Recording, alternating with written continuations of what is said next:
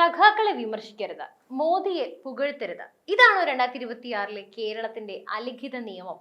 കഴിഞ്ഞ ദിവസം നമ്മൾ കണ്ടതാണ്. മമ്മുക്ക ഒരു സഖാവിനോട് തന്റെ കൃത്യമായ നിലപാട് വ്യക്തമാക്കിയപ്പോൾ അപ്പൊ മുതൽ തുടങ്ങിയതാണ് സൈബർ സഖാക്കളുടെ വെട്ടുകിളി ആക്രമണം. മമ്മൂക്ക ഒറ്റ രാത്രി കൊണ്ട് വെറുക്കപ്പെട്ടവനായി മാറി. അസഹിഷ്ണുതയുടെ ആ കനലുകൾ അടങ്ങും മുമ്പേ ഇതാ അടുത്ത ഇരയെ അവർ കണ്ടെത്തിയിരിക്കുന്നു. മലയാളത്തിന്റെ മഹാനടൻ പത്മഭൂഷൺ മോഹൻലാൽ. എന്താണ് ലാലേട്ടൻ ചെയ്ത മഹാപാപം? പ്രധാനമന്ത്രി നരേന്ദ്രമോദിയെ ഒരു യഥാർത്ഥ രാഷ്ട്രതന്ത്രജ്ഞൻ എന്ന് വിളിച്ചു. അദ്ദേഹത്തെ ഒരു യോഗിയോട് ഉപമിച്ചു. വിശ്വശാന്തി ഫൗണ്ടേഷന്റെ പ്രവർത്തനങ്ങൾക്ക് അദ്ദേഹം നൽകുന്ന പിന്തുണയെയും പ്രകീർത്തിച്ചു. ഇത്രയും ആയപ്പോഴേക്കും സഖാക്കൾക്ക് അങ്ങോട്ട് കലിയിളകി. അന്തം കമ്മികൾക്ക് ലാലേട്ടൻ ഇപ്പൊ മോദിയുടെ ആളായി. പക്ഷേ ലാലേട്ടൻ കണ്ട ആ സത്യം എന്താണ്? എന്തുകൊണ്ടാണ് ലോകത്തെ വൻ ശക്തികൾ പോലും ഭാരതത്തെയും മോദിയെയും ഇന്ന് ആദരവോടെ നോക്കുന്നത്? 10 വർഷം മുമ്പത്തെ ഇന്ത്യയും ഇന്നത്തെ ഇന്ത്യയും തമ്മിലുള്ള ആകാശം മുട്ടെ വളർച്ച ലാലേട്ടൻ തിരിച്ചറിഞ്ഞു. ആ തിരിച്ചറിവാണ് ഇന്ന് കേരളത്തിലെ ചില രാഷ്ട്രീയ കേന്ദ്രങ്ങളെ വിറളി പിടിപ്പിക്കുന്നത്. ലോകം മുഴുവൻ സാമ്പത്തികമായി തകർന്നടിഞ്ഞപ്പോൾ ഭാരതം മാത്രം എങ്ങനെ സുരക്ഷിതമായിരിക്കുന്നു? നമുക്ക് പരിശോധിക്കാം. ലോകം എന്നൊരു വലിയ മാറ്റത്തിന്റെ വക്കിലാണ്. റഷ്യ ഉക്രൈൻ സംഘർഷം ഒരു വശത്ത്, പശ്ചിമേഷ്യയിലെ യുദ്ധഭീതി മറുവശത്ത്. ഇതിനിടയിൽ ആഗോള വിപണി ആകെ തകിടം മറിഞ്ഞു കിടക്കുന്നു. നമ്മളൊന്ന് പുറകോട്ട് നോക്കിയാൽ മുൻകാലങ്ങളിൽ ഗൾഫ് മേഖലയിൽ ചെറിയൊരു സംഘർഷം ഉണ്ടായാൽ പോലും ഇന്ത്യയിൽ പെട്രോൾ പമ്പുകൾക്ക് മുന്നിൽ കിലോമീറ്ററുകളോളം ക്യൂ കാണാമായിരുന്നു. രൂപയുടെ മൂല്യം ഇടിയുകയും വിലക്കയറ്റം ജനജീവിതം ദുസ്സഹമാക്കുകയും ചെയ്യുമായിരുന്നു. എന്നാൽ ഇന്ന് എന്താണ് സാഹചര്യം? ലോകം മുഴുവൻ ഇന്ധന വിലക്കയറ്റത്തിൽ പൊറുതി മുട്ടുമ്പോൾ, നമ്മുടെ അയൽ രാജ്യങ്ങളെല്ലാം ഇന്ധനമില്ലാതെ തരകിക്കുമ്പോൾ ഭാരതം ശാന്തമാണ്. ഇതിനെയാണ് ലാലേട്ടൻ ദീർഘവീക്ഷണമുള്ള നേതൃത്വം എന്ന് വിളിച്ചത്. യൂറോപ്പിലെ വൻ ശക്തികളായ ജർമ്മനിയും ബ്രിട്ടനും പോലും ഇന്ധന പ്രതിസന്ധി നേരിടുന്നുണ്ട്. അവിടെ ഹീറ്റിംഗ് സംവിധാനങ്ങൾ പ്രവർത്തിപ്പിക്കാൻ കഴിയാതെ ജനങ്ങൾ തണുത്തു വിറയ്ക്കുന്നു. നമ്മുടെ അയൽ രാജ്യങ്ങളായ പാകിസ്ഥാനിൽ പെട്രോൾ ഇല്ലാത്തത് കൊണ്ട് സർക്കാർ ഓഫീസുകൾ വരെ പൂട്ടുന്നു, സ്കൂളുകൾക്ക് അവധി നൽകുന്നു, രാത്രി കടകൾ നേരത്തെ അടയ്ക്കുന്നു. ലങ്കയും ബംഗ്ലാദേശും സാമ്പത്തികമായി തകർന്ന് തരിപ്പണമാകുന്നു. എന്നിട്ടും ഭാരതത്തിലെ പെട്രോൾ പമ്പുകളിൽ നിന്ന് തടസ്സമില്ലാതെ ഇന്ധനം ലഭിക്കുന്നുണ്ട്. ഭാരതം സുരക്ഷിതവുമാണ്. ഇത് അത്ഭുതമല്ല, മോദി എന്ന നേതാവിന്റെ മാസ്റ്റർ പ്ലാൻ ആണ്. ഇന്ത്യ ഇന്ന് ആർക്കും മുന്നിൽ തലകുനിക്കുന്നില്ല എന്നതിന്റെ ഏറ്റവും വലിയ ഉദാഹരണമാണ് റഷ്യയിൽ നിന്നുള്ള എണ്ണ ഇറക്കുമതി. യുദ്ധത്തിന്റെ പേരിൽ അമേരിക്കയും പാശ്ചാത്യ രാജ്യങ്ങളും റഷ്യയ്ക്ക് മേൽ ഉപരോധമെല്ലാം ഏർപ്പെടുത്തിയപ്പോഴും ഇന്ത്യയോടും അവർ ആ വഴി പിന്തുടരാനായി ആജ്ഞാപിച്ചു. പണ്ട് ഇത്തരം സമ്മർദ്ദങ്ങൾക്ക് മുമ്പിൽ നമ്മൾ മുട്ടുമടക്കുമായിരുന്നു. എന്നാൽ നരേന്ദ്രമോദി എന്ന നേതാവ് ലോകത്തോട് വിളിച്ചു പറഞ്ഞു, എന്റെ മുൻഗണന എന്റെ രാജ്യത്തെ ജനങ്ങൾക്കാണ്. പാശ്ചാത്യ രാജ്യങ്ങളുടെ ഉപരോധ ഭീഷണികളെ ചവറ്റുകുട്ടയിൽ എറിഞ്ഞ് രാജ്യ താല്പര്യം മുൻനിർത്തി റഷ്യയിൽ നിന്നും കുറഞ്ഞ വിലയ്ക്ക് എണ്ണ വാങ്ങാനായി അദ്ദേഹം തീരുമാനിച്ചു. ഈ ഒരു നീക്കം വഴി ഭാരതം ലാഭിച്ചത് ആയിരക്കണക്കിന് കോടി രൂപയാണ്. ആ ലാഭമാണ് ഇന്ന് നിങ്ങളുടെ വാഹനങ്ങളിൽ അടിക്കുന്ന പെട്രോൾ വില നിയന്ത്രിച്ചു നിർത്തുന്നത്. മറ്റൊരു പ്രധാനപ്പെട്ട കാര്യം ഹോർമുസ് കടലിടുക്കിലെ സംഭവ വികാസങ്ങളാണ്. ലോകത്തെ ഏറ്റവും തിരക്കേറിയ ഇന്ധനപാതയായിരുന്നു ഇത്. യുദ്ധം കാരണം ഇറാൻ പല രാജ്യങ്ങളുടെയും കപ്പലുകളെല്ലാം തടഞ്ഞു. എന്നാൽ ഭാരതത്തിന്റെ ത്രിവർണ്ണ പതാക പാറുന്ന കപ്പലുകൾക്ക് അവർ സുരക്ഷിത പാതയാണ് ഒരുക്കിയത്. എന്തുകൊണ്ട്? അവിടെയാണ് മോദി എന്ന നേതാവിന്റെ ആഗോള സ്വാധീനം വ്യക്തമാകുന്നത്.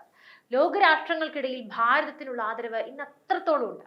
ഒരു രാജ്യം ഭരിക്കുമ്പോൾ വേണ്ടത് വെറും പ്രസംഗങ്ങളൊന്നും അല്ല, മറിച്ച് കൃത്യമായ പ്ലാനിംഗ് ആണ്.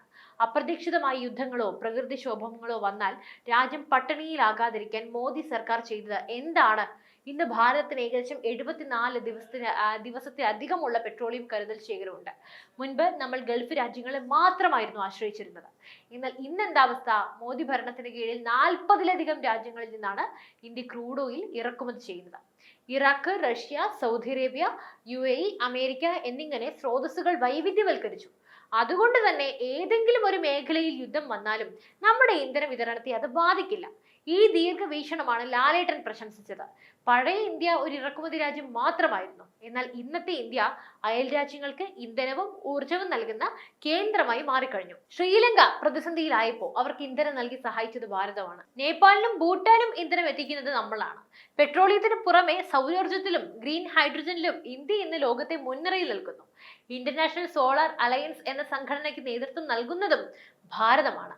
ഫോസിൽ ഇന്ധനങ്ങളിലുള്ള ആശ്രയം കുറച്ച് വരും തലമുറയ്ക്ക് വേണ്ടി സുരക്ഷിതമായ ഒരു ലോകം ഒരുക്കാനായി മോദി നടത്തുന്ന ശ്രമങ്ങൾ ലാലേട്ടൻ സൂചിപ്പിച്ച യോഗി എന്ന പദത്തിന്റെ വ്യാപ്തി വർദ്ധിപ്പിക്കുന്നുണ്ട്. കാരണം ഒരു യോഗിയെ പോലെ അദ്ദേഹം ചിന്തിക്കുന്നത് സ്വന്തം ലാഭത്തിന് വേണ്ടിയല്ല, മറിച്ച് ലോക നന്മയ്ക്ക് വേണ്ടിയാണ്. ലാലേട്ടൻ വെറുതെ ഒരു സുപ്രഭാതത്തിൽ മോദിയെ പുകഴ്ത്തിയതുമല്ല. കഴിഞ്ഞ കുറേ വർഷങ്ങളായി അദ്ദേഹം ആ വ്യക്തിത്വത്തെ അടുത്തറിയാൻ ശ്രമിക്കുന്നുണ്ട്. വിശ്വശാന്തി ഫൗണ്ടേഷൻ എന്ന തന്റെ ജീവകാരുണ്യ സംഘടനയുടെ പ്രവർത്തനങ്ങളുമായി ബന്ധപ്പെട്ട് പ്രധാനമന്ത്രിയെ കണ്ടപ്പോൾ ലാലേട്ടന് ലഭിച്ച പിന്തുണ വളരെ വലുതായിരുന്നു. ഡൽഹിയിലെ പ്രധാനമന്ത്രിയുടെ ഔദ്യോഗിക വസതിയിൽ എത്തിയപ്പോൾ അദ്ദേഹത്തിന് ലഭിച്ച ആതിഥ്യം ലാലേട്ടൻ ഓർത്തെടുക്കുന്നു. അവിടെ പ്രോട്ടോകോളിനേക്കാൾ ഉപരി ഒരു മനുഷ്യത്വം ഉണ്ടായിരുന്നു. അദ്ദേഹത്തിന് ഒട്ടും ഈഗോ ഇല്ല എന്ന് ലാലേട്ടൻ പറയുമ്പോൾ അത് അധികാരത്തിന്റെ ഗർവില്ലാത്ത ഒരു നേതാവിനെ കുറിച്ചുള്ള സാക്ഷ്യപ്പെടുത്തലാണ്. അതിവിടെ ചിലർക്കൊന്നും സഹിക്കാൻ സാധിക്കില്ല. കാരണം ഗർഭകൂടിയുള്ള ഓരോരോ അധികാരികളാണ് നമുക്ക് ചുറ്റുമുള്ളത്. ഗുരുവായൂരിൽ വെച്ച് സുരേഷ് ഗോപിയുടെ മകളുടെ വിവാഹവേദിയിൽ പ്രധാനമന്ത്രി എത്തിയപ്പോൾ ലാലേട്ടന്റെ അടുത്തേക്ക് വന്ന് സ്നേഹം പ്രകടിപ്പിച്ചത് നമ്മളെല്ലാവരും കണ്ടതാണ്. രാജ്യത്തിന്റെ പ്രധാനമന്ത്രി ഒരു സാധാരണ കലാകാരനോട് കാണിക്കുന്ന ആ കരുതൽ പഠിക്കേണ്ടതാണെന്ന് ലാലേട്ടൻ പറയുന്നു. യോഗയെ ആഗോളതലത്തിൽ എത്തിക്കാൻ അദ്ദേഹം നടത്തുന്ന പരിശ്രമങ്ങളെ അഭിനന്ദിക്കുമ്പോൾ ലാലേട്ടൻ അവിടെ രാജ്യത്തിന്റെ സാംസ്കാരിക ഉന്നമനത്തെയാണ് കാണുന്നത്. ലാലേട്ടൻ മുഖ്യമന്ത്രി പിണറായി വിജയനെ അഭിമുഖം ചെയ്തപ്പോൾ സഖാക്കൾ അദ്ദേഹത്തെ വാഴ്ത്തിപ്പാടിയല്ലോ. അന്ന് അദ്ദേഹം മഹാനായ നടനും കേരളത്തിന്റെ അഭിമാനവുമായിരുന്നു. എന്നാൽ അതേ മോഹൻലാൽ പ്രധാനമന്ത്രിയെ പ്രശംസിച്ചപ്പോൾ അദ്ദേഹം പെട്ടെന്ന് സംഖ്യയായി ചാണകമായി മാറുന്നു. എന്തൊരു ഇരട്ടത്താപ്പാണിത്. മമ്മൂക്കയോടും ലാലേട്ടനോടും ഇവർക്ക് അസഹിഷ്ണുത തോന്നാൻ കാരണം അവർ സത്യം വിളിച്ചു പറയുന്നു എന്നതാണ്. വാക്കിനേക്കാൾ പ്രവൃത്തിക്ക് പ്രാധാന്യം നൽകുന്ന നേതാവാണ് മോദി എന്ന് ലാലേട്ടൻ പറയുമ്പോൾ അത് കേരളത്തിലെ ചിലരുടെ എല്ലാം വെറും വാഗ്ദാനങ്ങളെ മുറിവേൽപ്പിക്കുന്നുണ്ടാകാം. സത്യം പറയുമ്പോൾ കലിതുള്ളുന്ന സൈബർ സഖാക്കൾ ഒന്ന് മനസ്സിലാക്കുക, ഈ കലാകാരന്മാർ ലോകം കണ്ടവരാണ്.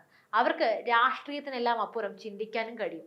പലരും മറന്നുപോയൊരു കാര്യമുണ്ട്. 10 വർഷം മുമ്പത്തെ ഭാരതത്തിന്റെ അവസ്ഥ എന്തായിരുന്നു?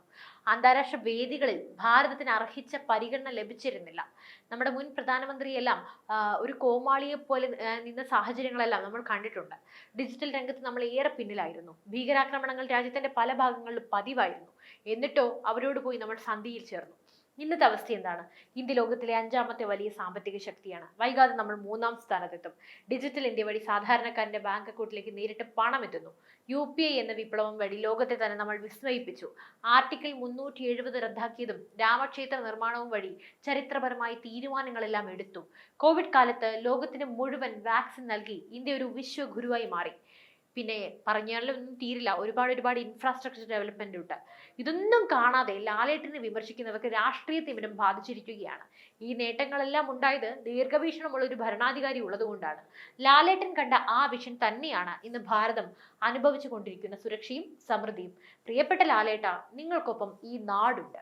നിങ്ങൾ കണ്ട സത്യം, നിങ്ങൾ അനുഭവിച്ചറിഞ്ഞ സ്നേഹം തുറന്നു പറയാൻ കാണിച്ച ആ ആർജവത്തിന്, ആ ധൈര്യത്തിന് വലിയൊരു സല്യൂട്ട്. സൈബർ ആക്രമണങ്ങൾ കൊണ്ടോ വെട്ടുകളിക്കൂട്ടങ്ങളുടെ ആക്രമണം കൊണ്ടോ ലാലേട്ടൻ എന്ന വിസ്മയത്തെ ഇല്ലാതാക്കാൻ കഴിയില്ല. ഭാരതം ഇന്ന് ലോകത്തിന്റെ നെറുകയിലാണ്. അത് നരേന്ദ്രമോദി എന്ന ദീർഘവീക്ഷണമുള്ള നേതാവിന്റെ അധ്വാന ഫലമാണ്. ആ സത്യം ലാലേട്ടൻ വിളിച്ചു പറഞ്ഞു. അത് കേട്ട് അസ്വസ്ഥരാകുന്നവർ സ്വന്തം വീഴ്ചകൾ മറയ്ക്കാനാണ് ശ്രമിക്കുന്നത്. സത്യം എന്നും ജയിക്കും. ലോകം ഒരു യുദ്ധഭീതിയിൽ നിൽക്കുമ്പോഴും നമ്മുടെ രാജ്യം സുരക്ഷിതമായിരിക്കുന്നത് ഈ ഭരണാധികാരിയുടെ കരുത്തിലാണ്. ലാലേട്ടൻ പറഞ്ഞതുപോലെ അദ്ദേഹം രാജ്യത്തെ ഒരു അമ്മയെ പോലെ സ്നേഹിക്കുന്നു. ആ സ്നേഹമാണ് ഓരോ ഇന്ത്യക്കാരനും ഇന്ന് അനുഭവിക്കുന്നത്. ലാലേട്ടന്റെ ഈ ധീരമായ നിലപാടിനെ കുറിച്ച് നിങ്ങൾക്ക് എന്ത് തോന്നുന്നു? തീർച്ചയായും നിങ്ങളുടെ അഭിപ്രായങ്ങൾ കമന്റ് ചെയ്യുക. മറ്റു വിഷയമായി വീണ്ടും എത്തും വരെ നന്ദി.